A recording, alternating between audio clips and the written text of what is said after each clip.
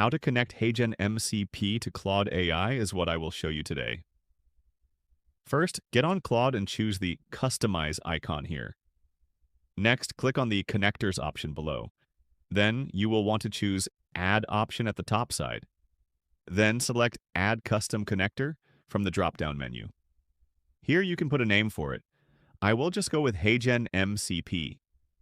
Under the second tab, the URL for HeyGen is needed. Go to a new tab and search for HeyGen MCP URL.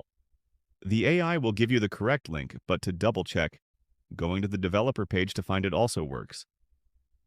Copy the URL and then go back to Claude and paste it here. Now click on Add and you will be asked to authorize Claude to use your HeyGen account after signing in. Once that is done, you can go back to the Connectors menu and you will see that HeyGen is now connected to Claude. Thanks for watching.